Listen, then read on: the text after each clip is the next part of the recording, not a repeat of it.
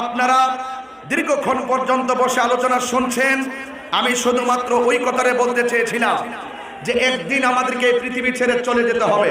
কথা বলেন ঠিক কি না? হাসরের মাঠে পুঙ্খানুপুঙ্খানুরূপে হিসাব গ্রহণ করবেন কে? এই পৃথিবী ছেড়ে যে এই কবরে চলে যাব, সেই ব্যাপারে আমি আপনাদেরকে একটু কথা বলতে চাই।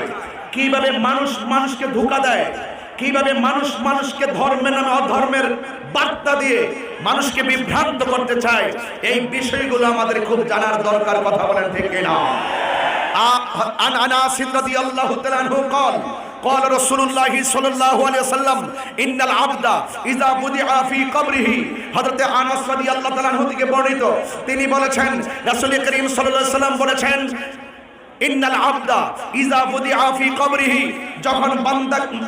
যখন বান্দাকে কবরের মধ্যে রাখা হয়, ওয়া তাওয়াল্লা আনহু আসহাবুহু, যখন আপনজন কবরের কাছ থেকে চলে আসে,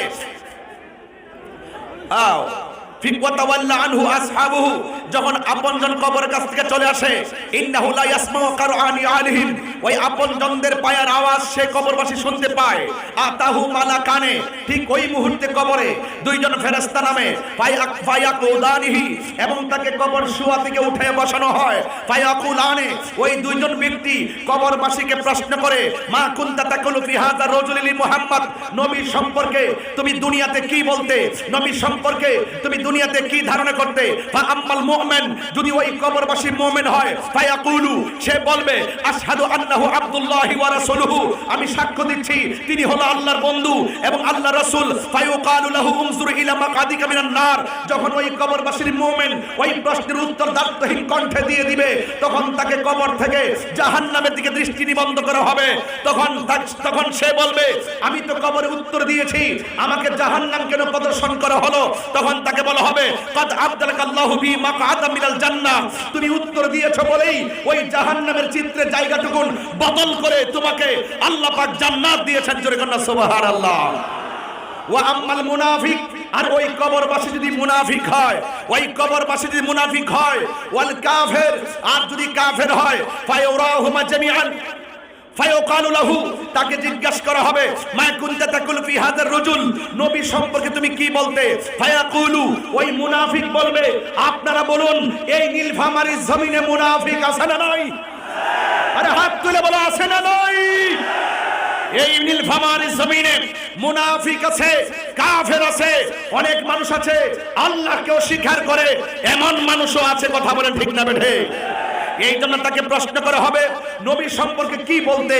যদি সেই লোকটা মুনাফিক হয়, ও আম্মাল মুনাফিক, যদি মুনাফিক হয়, সে বলবে লা আদরি, আমি জানি না, কুনতু আকুলু মা ইয়াকুলুন নাস, মানুষ যা বলতো আমি শুনতাম, আমি তাই বলতাম। দেখেন আমাদের দেশে অনেক মানুষ আছে, যদি আপনি একটা অশৃঙ্খল কাজ করার নেপথ্যে পিছনের রহস্য উদ্ঘাটন করতে তাকে প্রশ্ন করেন, সে কোনো উত্তর দিতে পারে না। সে বলে আমার হুজুর বলেছে, অমুক তমুক বলেছে, এই কাজটা করার জন্য যাচাই বাছাই করে না।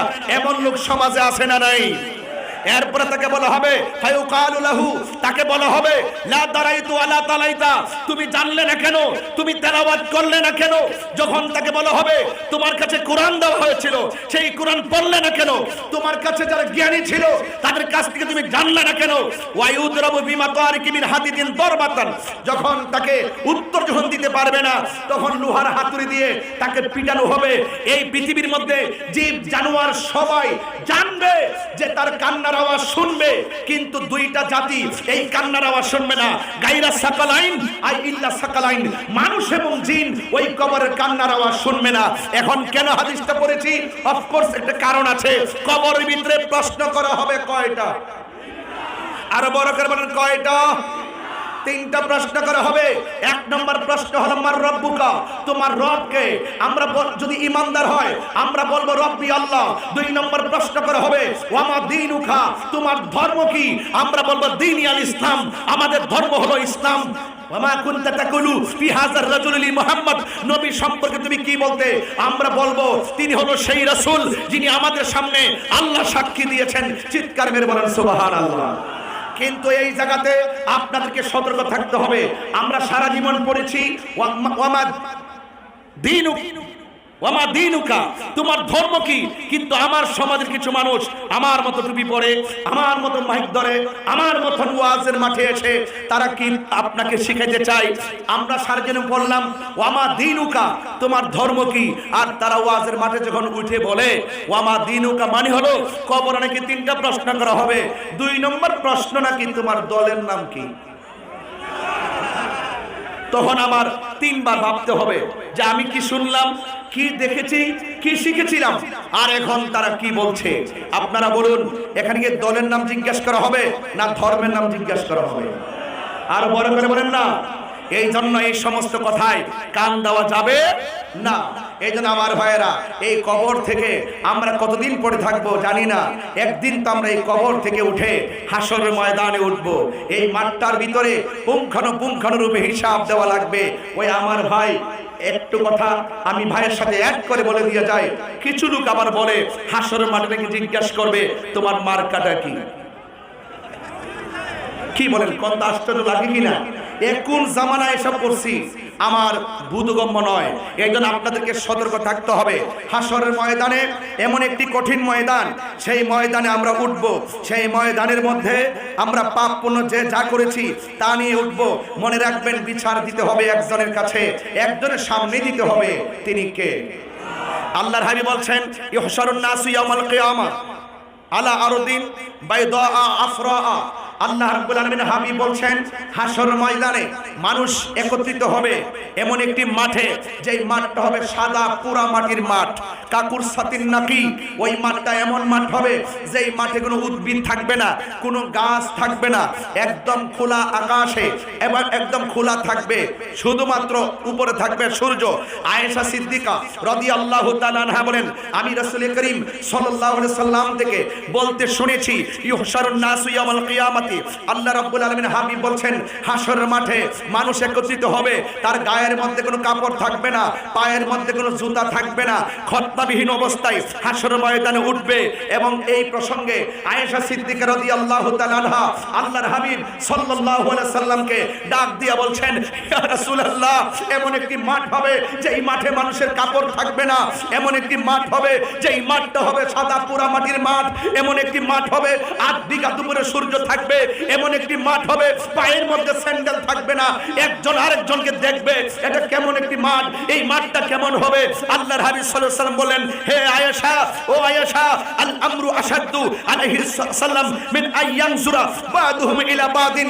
আল্লাহর হাবিব বলছেন হে আয়েশা, এই মাঠটা এমন একটা মাঠ হবে যদিও উলঙ্গ থাকবে, পায়ে যদিও স্যান্ডেল থাকবে না, মাথার 8 বিঘা উপরে সূর্য থাকবে, একজন আরেকজনের দিকে তাকাইতে 1 সেকেন্ডের জন্য সুযোগ পাবে না। চিৎকার মেরে বলেন আল্লাহু আকবার। আজকে একটু রৌদ্র লাগতেছে, অনেকে গাছের নিচে আশ্রয় নিয়েছেন, অনেকে গাছের নিচে দাঁড়িয়ে আছেন, এর চাইতে কোটি গুণ তাপ থাকবে আমাদের মাথার উপরে।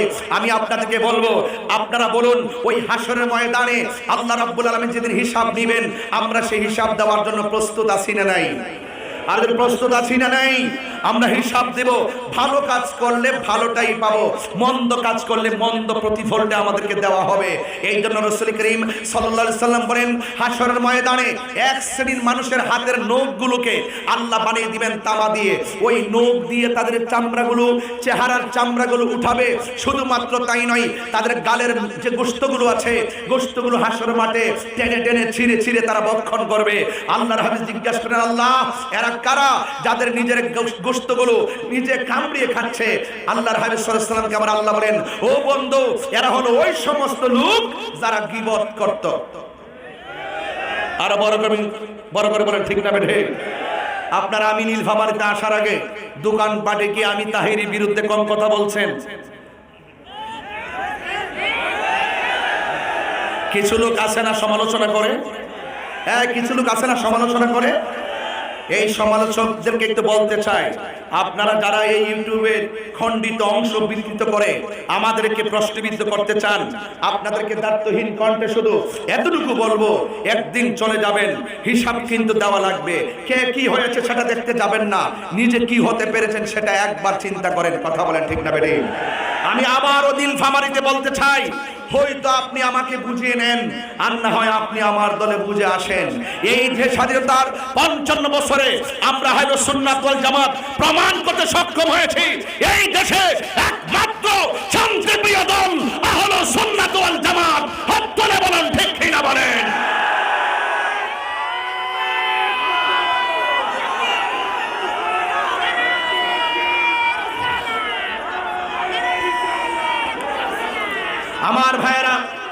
আমার ভাইয়েরা নিঃসন্দেহে বাংলাদেশের অনেকটি রাজনীতি দল আছে। আপনারা বুঝতে পেরেছেন যে আমরা সুফি যারা সুফি ভিত্তিক, যারা সুন্নিপন্থী মানুষ আছি, এই দেশে আমাদের দ্বারা কোনো সময় দেশের ক্ষতি হয় নাই, কোনো ধরনের মানুষের জনজীবন অতিষ্ঠ হয় নাই, কোনো ভাঙচুর হয় নাই, কোনো অগ্নি সংযোগ হয় নাই। এই দেশে ইসলাম এনেছেন আল্লাহর ওলিগণ, আল্লাহর ওলিদের পদচারণা নাই। এই দেশ ধন্য হয়েছে। ওলি আল্লাহদের কাছে যত থাকবেন আপনার দিলটা তত নরম থাকবে।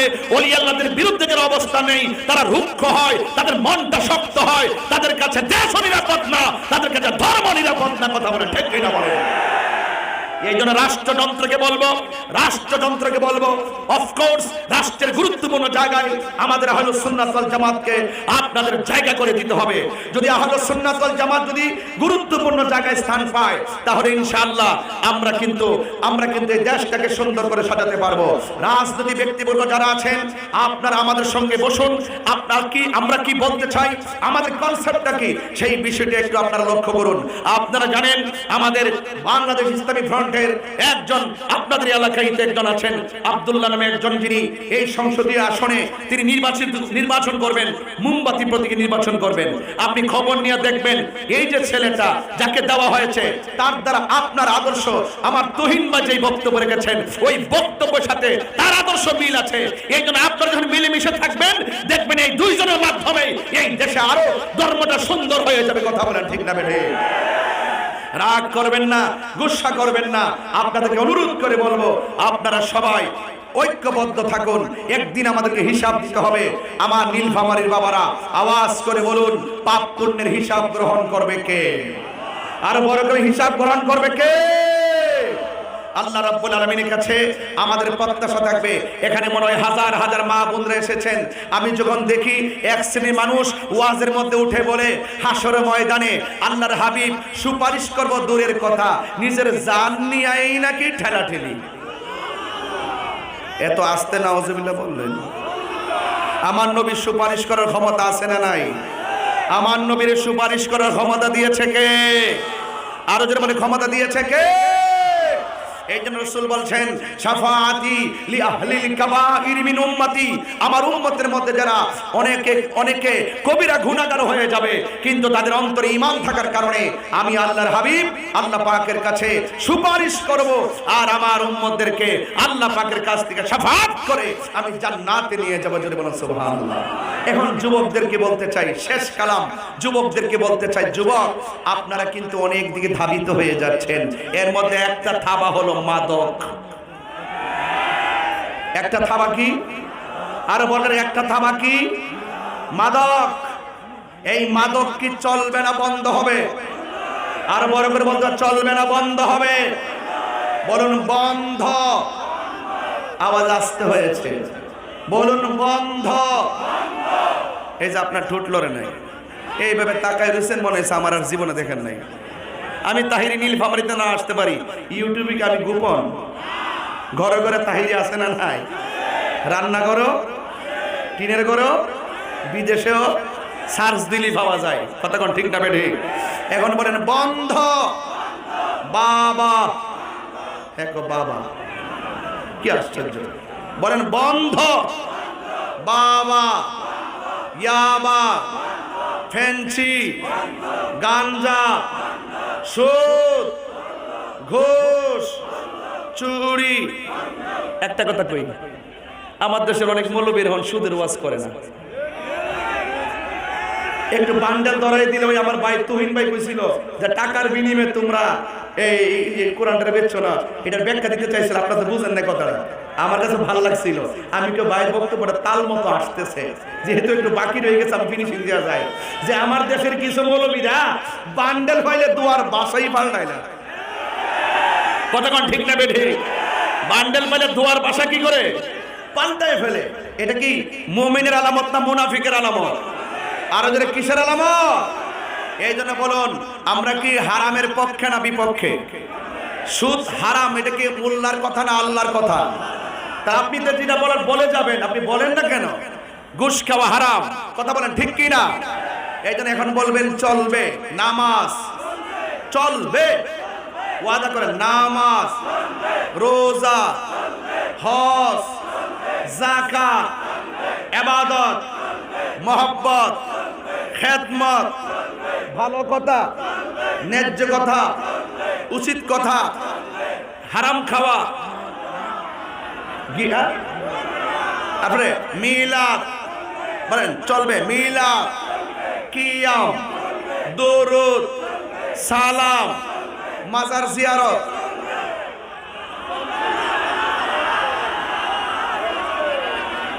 কে কে নার পক্ষে হাত তোলেন? হাত নামান, হাত নামান।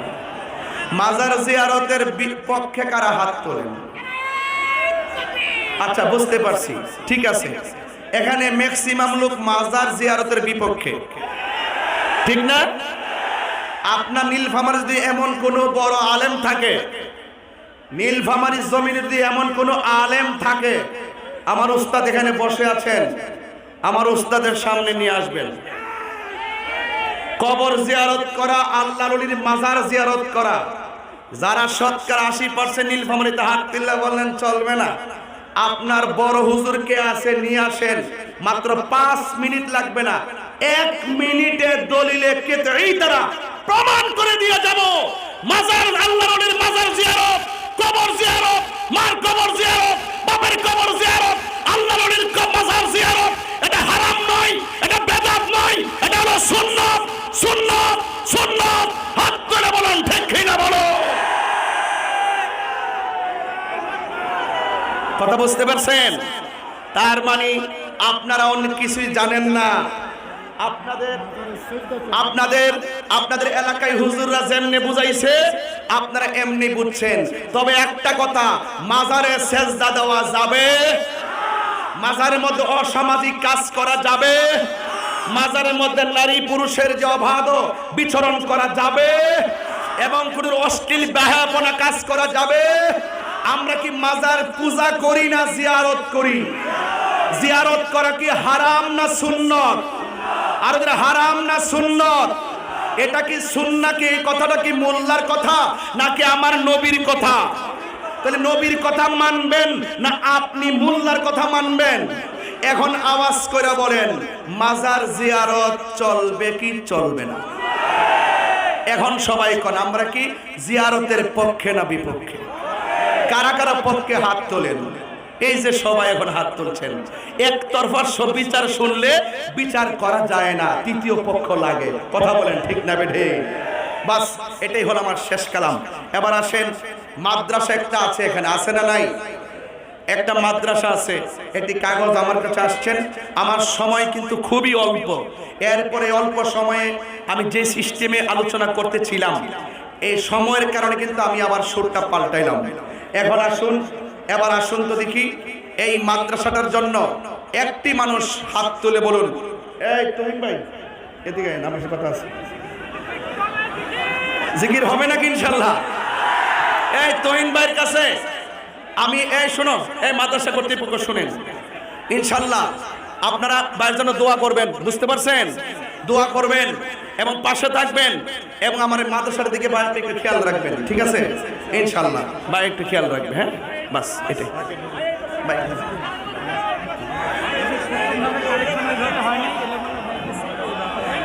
এই যারা প্রথম ধাপে মনে হয় কালেকশনটা হয়নি, আপনাদের কাছে গেলে আপনারা একটু দিয়ে দেন, হ্যাঁ ইনশাল্লাহ। আচ্ছা ভাইরা আমার, আপনারা কি আমার প্রতি রাগ করেছেন? আমার মা বোনদেরকে বলছি, নামাজ যেমন ফরজ, পর্দাও, বলেন নামাজ যেমন ফরজ, পর্দাও ফরজ। এই জন্য সেই পর্দার দরকার আছে না নাই? আরো জোরে বলি আছে না নাই?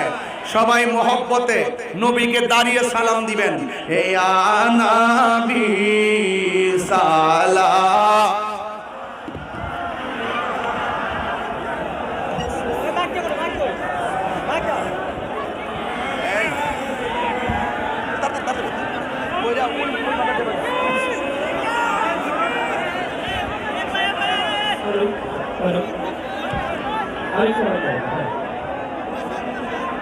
يا رسول الله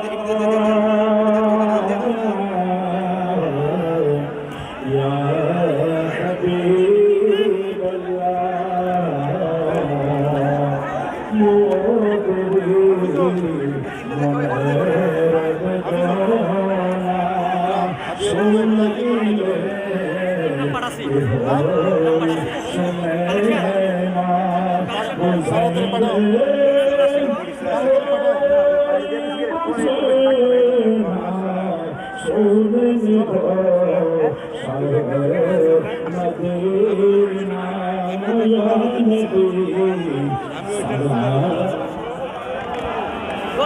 يا رسول صلاة عليك سلام عليك صلى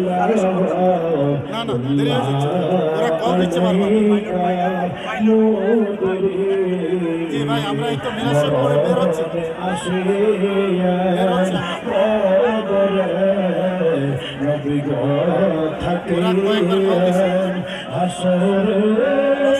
সুপারিশ করে